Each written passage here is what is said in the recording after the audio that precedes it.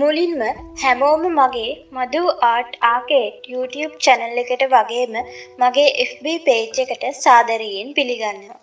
අද අපි හැමෝම එකතු වෙලා ඔයගොල්ලෝ හැමෝගෙම ක්‍රියේටිව් මයින්ඩ් එක පොඩ්ඩක් අවදි කරලා බලමු.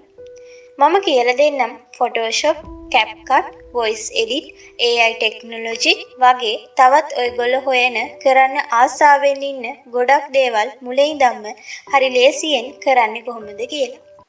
ඉතින් YouTube එකේ මාත් එක්ක එකතු වෙලා ඉන්න හැමෝම පහලින් තියෙන subscribe button එක click කරලා bell icon එකත් click කරන්න. FB එකේ එකතු වෙලා ඉන්න හැමෝම මාව follow කරන්න. එහෙනම් අපි යමු වීඩියෝ එකට. graphic design. graphic design කියලා අහුණු ගමන් අපිට මතක් වෙන software එකක් තමයි Photoshop කියලා කියන්නේ. මේ Photoshop කියන software එක ගත්තම අපිට පුළුවන් මේ හරහා අපේ ෆොටෝ එකක් edit කරගන්න. එහෙමත් නැත්නම් අපේ ෆොටෝ එකක් සංස්කරණය කිරීමේ හැකියාව මේ software එක තුලින් කරගන්න පුළුවන්. ඒත් අපි ෆොටෝ එකක් සංස්කරණය කරගන්න කලින් මේකේ තියෙන tools ගැන, palettes ගැන, ඒ වගේම settings හදාගන්නේ කොහොමද කියලා අපි දැනගෙන ඉන්න ඕනේ. ඉතින් අපි මුලින්ම බලමු Photoshop open කරගෙන මේ Photoshop කියන එකේ settings හදාගන්නේ කොහොමද කියලා. Photoshop බලාගන්න පුළුවන් ඒවා ඔයාලා try කරලා බලන්න. ඊට පස්සේ බලාගන්න පුළුවන් ඊට පහළින් තියෙනවා interface කියලා එකක්. ඒක යටතේ color theme තියෙනවා. මේ කලර්ස් එකිනෙක චේන්ජ් කරද්දී Photoshop software එකේ කලර්ස් චේන්ජ් වීමක් තමයි සිද්ධ වෙන්නේ. ගොඩක්ම old version වල භාවිත වෙන්නේ white color theme එකක්. දැන් ගොඩක් new version වලට එද්දී dark theme එකකට අනුව තමයි version එක නිර්මාණය වෙන්නේ. ඒකදී ඔයාලට මේ විදිහට කලර්ස් යටතේ තවත් options බලා ගන්න පුළුවන්. ඒවත් ඔයාලා try කරලා බලන්න. ඊට පස්සේ ඔයාලට බලා ගන්න පුළුවන් මෙතන tools යටතේ zoom with scroll wheel කියලා එකක්.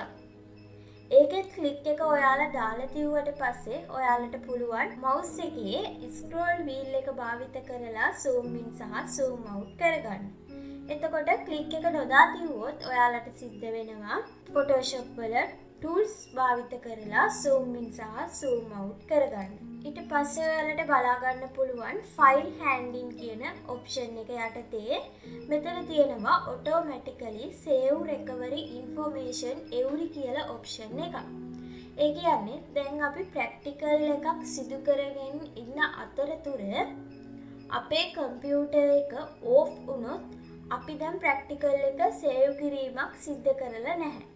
එතකොට අපේ computer එක off වුණොත් අපිට සිද්ධ වෙනවා නැවතත් computer එක on කරලා අර practical එක මුල ඉඳන් ආපහු කරගෙන යන්න.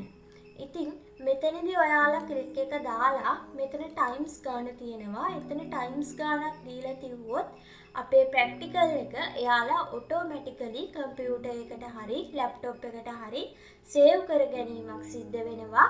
මෙතන ඔයාලා දාන time එක අනුව. ඊට පස්සේ ඔයාලට බලා ගන්න පුළුවන් performance යටතේ ඔයාලා දැනට Photoshop වලට use කරන MB ගාන තමයි මෙතනදී පෙන්වමු කරන්නේ. ඒකත් ඔයාලට මේ විදිහට adjust කරගැනීමේ හැකියාව තියෙනවා. මෙතන තවත් options තියෙනවා. ඒවත් ඔයාලට try කරලා බලන්න පුළුවන්. ඊට අමතරව stretch disk කියලා එකක් තියෙනවා. ඒකෙදි ඔයාලට ඔයාගේ laptop එකේ හරි desktop එකේ හරි තියෙන disk ගාන මෙතනින් පෙන්වුම් කරයි. ඒකේ ඔයාලට අවශ්‍ය disk එක තෝරලා click එක දාලා ඉදිරි practicals කරගෙන යන්න පුළුවන්. ඊට පස්සේ ඔයාලට මේ විදිහට තවත් මේකේ options බලා ගන්න පුළුවන්. මෙතන brush sizes ඒවත් ඔයාලට try කරලා බලන්න පුළුවන්. ඊට පස්සේ settings වල changes කරගෙන මෙතනින් okay කියන option එක click කරන්න. ඊට පස්සේ අර settings ටික අපි දැන් හදාගෙන ඉවරයි. ඔයාලා ප්‍රශ්න comment box එකට දාන්න. ඉතින් ඊළඟ වීඩියෝ එකකින් අපි ආයෙත් හමු වෙනකම් ඔයාලා හැමෝටම බුදු සරණයි පරිස්සමින් ඉන්න.